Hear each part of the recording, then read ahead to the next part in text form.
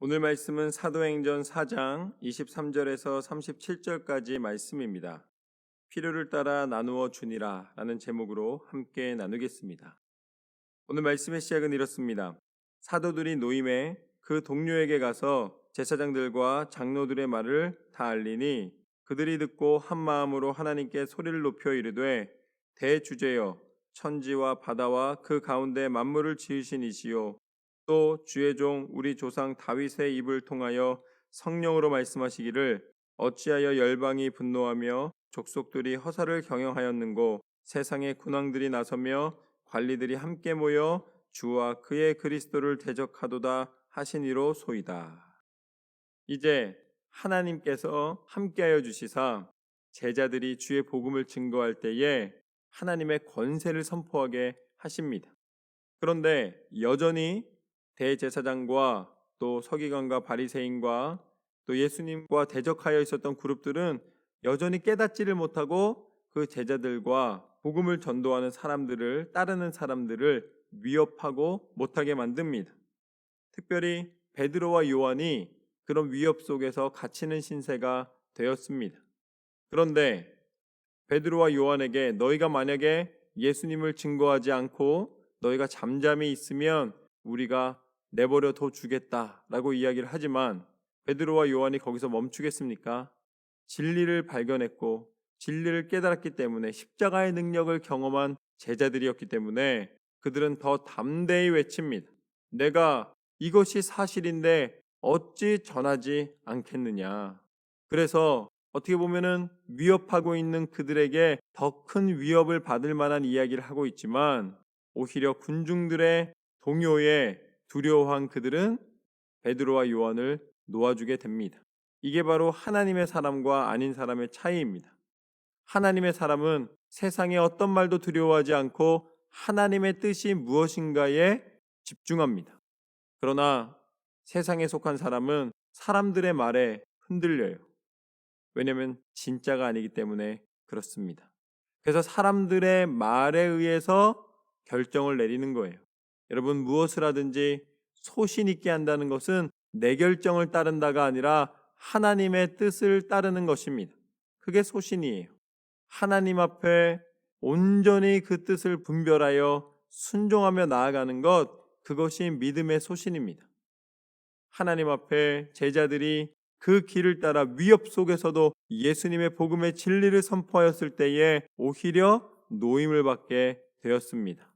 그리고 기도하던 사람들 앞에 그 소식이 전해지고 보이게 됩니다. 그러니 다 같이 기쁨 가운데 하나님께서 세상의 모든 군왕들이 허상을 경영하며 세상의 헛된 일을 쫓고 있지만 그러나 복음의 능력은 약속대로 나타났음을 선포하고 기뻐하게 만들어 주십니다.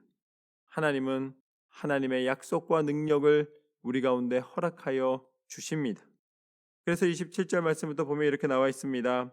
과연 헤롯과 본디오 빌라도는 이방인과 이스라엘 백성과 합세하여 하나님께서 기름 부으신 거룩한 종 예수를 거슬러 하나님의 권능과 뜻대로 이루려고 예정하신 그것을 행하려고 이 성에 모였나이다. 이제 믿음의 사람의 해석이 바뀌는 거예요. 보통 사람들은 고생이고 어려움이고 때로는 실패고 때로는 좌절이고 모든 것이 다 망쳤다고 생각을 하는데 하나님의 사람은 어떤 사람인가?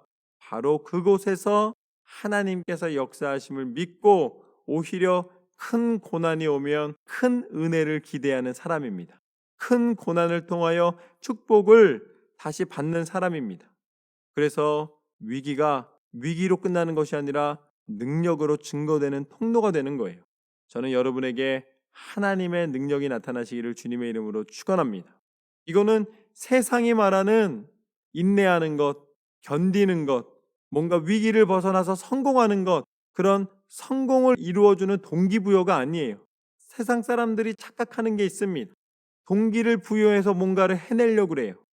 할 수 있다, 할 수 있다, 할 수 있다. 그러면 할 수 있다는 거예요. 물론 우리가 하나님의 형상대로 지음을 받았기 때문에 그렇게 작동해서 이 마인드를 바꿔서 마음을 바꿔서 무언가 성공의 길로 지속적으로 노력할 수는 있습니다. 그런데 그것은 그냥 우리의 마인드 컨트롤이에요. 우리의 감정을 다시 한번 완성해가는, 우리의 감정을 조절해가는 것입니다. 그러나 오늘 말씀 가운데 하나님이 알려주시는 것은 무엇이냐면 우리의 믿음을 말씀해 주시는 거예요. 우리가 잘 될 거다 잘 될 거다 해서 가는 것이 아니라 하나님이 가라 하시면 가고 하나님이 멈추라 하시면 멈출 수 있는 믿음의 결단과 믿음의 행함을 말씀해 주고 계신 것이죠. 그래서 아무리 헤롯이, 아무리 본디오 빌라도가 이럴까 저럴까 서로 의논하고 예수님을 대적하고 예수님이 진리인 줄 알면서도 멈춰서지 않고 그를 죽이는 그 단계까지 지나갔지만 그러나 하나님의 계획은 방해할 수 없었다라는 말씀입니다. 하나님의 지혜는 감당할 수 없었다라는 말씀입니다. 결국 하나님께서 이루시고자 원하시는 일이 이루어졌습니다. 예수 그리스도의 십자가의 능력을 통하여 온 인류를 구원하셨습니다. 그리고 그것을 통하여 하나님의 교회가 세워지고 하나님의 능력이 드러나게 만드셨습니다. 그래서 29절 말씀부터 보면 이렇습니다. 주여 이제도 그들의 위협을 굽어보시옵시고 또 종들로 하여금 담대히 하나님의 말씀을 전하게 하여 주시오며 손을 내밀어 병을 낫게 하시옵고 표적과 기사가 거룩한 종 예수의 이름으로 이루어지게 하옵소서 하였더라. 하나님은 예수님이 십자가에 달려 죽으신 그 죽으심으로 말미암아 하나님의 백성들을 살리셨고 죄에서 자유케 하여 주셨고 부활하시사 참 생명의 능력을 드러내셨습니다. 그리고 이제는 담대히 하나님의 말씀을 선포케 하여 주신 줄로 믿습니다. 예수님께서 행하신 그 능력이 성령 하나님과 함께 우리 가운데 임하여서 손을 대는 자에게 병이 낫고 선포하는 하늘의 비밀을 다시 한번 동일하게 선포케 하여 주시고 또한 표적과 기사와 이적 가운데 예수님의 복음의 진리가 나타나게 하시는 줄로 믿습니다. 그러나 진짜 소중한 것은 병이 낫는 능력이 아니라 그 영혼이 예수님의 이름을 믿고 천국 백성으로 바뀌는 참 구원의 은혜를 힘입는 것입니다. 하나님은 이것을 가능케 하셨습니다. 하나님은 베푸시는 하나님이시요 가능케 하시는 하나님이시요 우리 가운데 뜻을 나타내시는 하나님이신 줄로 믿습니다. 그래서 31절 말씀에 보면 빌기를 다음에 모인 곳이 진동하더니 무리가 다 성령이 충만하여 담대히 하나님의 말씀을 전하니라. 성령께서 임하시니까 담대함이 생기는 거예요. 그래서 더 무서워하지 않고 더 담대하게 하나님의 말씀을 선포하기 시작합니다. 여러분 성령 충만하십시오. 어떠한 상황 속에서도 하나님의 영광과 그 진리의 말씀이 선포되게 될 줄로 믿습니다.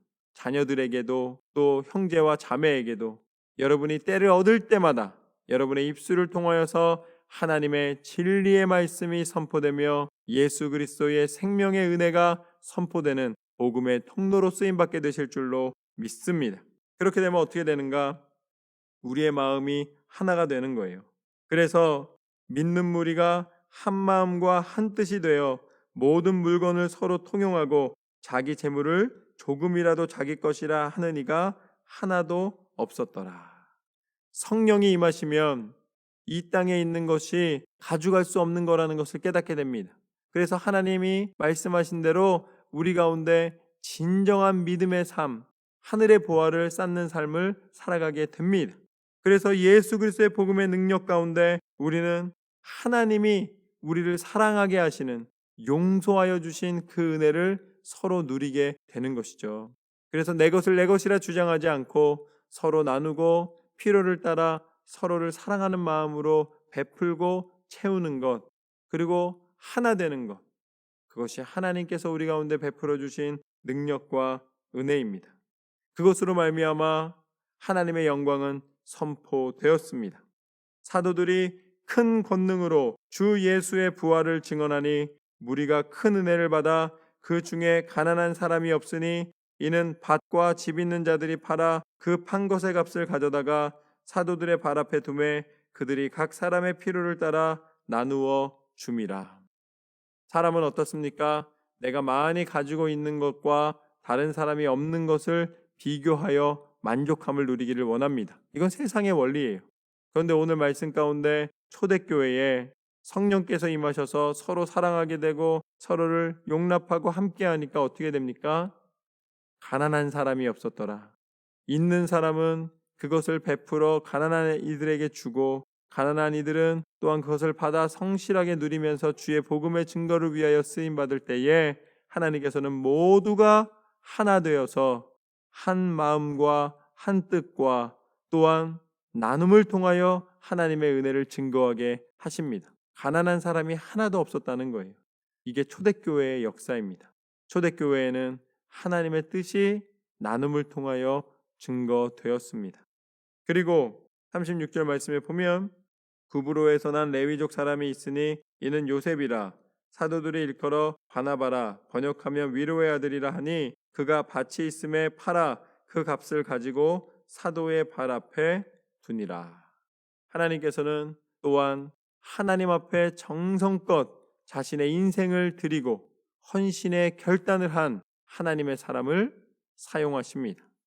바나바가 하나님 앞에 나와서 온 재산을 팔아서 내가 이제는 내 것을 늘리는 삶이 아니라 그것을 늘려서 가난한 이들을 도와주는 것도 삶의 의미가 있겠지만 이제는 내가 밭을 가는 것으로 내 인생의 보람을 찾는 것이 아니라 내 모든 밭은 하나님 앞에 드리고 내 인생 자체를 하나님의 열매로 가꾸며 하나님의 뜻을 증거하는 복음의 통로로 쓰임받을 것을 다시 한번 하나님 앞에 간절함으로 은혜를 사모함으로 간구할 때에 하나님께서는 받으셨습니다. 그래서 나누셨습니다. 형제 자매된 모든 이들이 그것을 통하여서 하나님의 은혜 가운데 담대히 하나님의 말씀을 선포하는 통로로 쓰임받게 된 줄로 믿습니다. 이것이 바로 하나님의 계획하심이며 하나님이 이루시고자 원하시는 하나님이 보시고자 원하시는 교회의 모습입니다. 저는 우리 교회가 하나님을 사랑하는 교회가 되기를 소망합니다. 하나님을 사랑하는 것은 서로를 사랑함으로 오늘 말씀처럼 용서하고 용납하고 사랑하고 배려하며 나눠주고 아껴주고 함께하는 것, 그 모든 축복의 은혜가 서로에게 닿아서 하나님 말씀대로 하나된 은혜를 누리는 하나님의 교회 되기를 소망합니다. 하나님은 이루실 줄로 믿습니다. 그렇게 초대교회에 나타났던 성령의 역사가 나타나는 저와 여러분의 삶이 되시기를 축원합니다. 하나님은 이 시간에도 동일하게 역사하여 주시사 그리스도 예수 안에서 선포된 모든 말씀의 능력이 우리 삶에 증거되게 하실 줄로 믿습니다. 그렇게 승리하시는 저와 여러분의 삶이 되시기를 주님의 이름으로 축원합니다.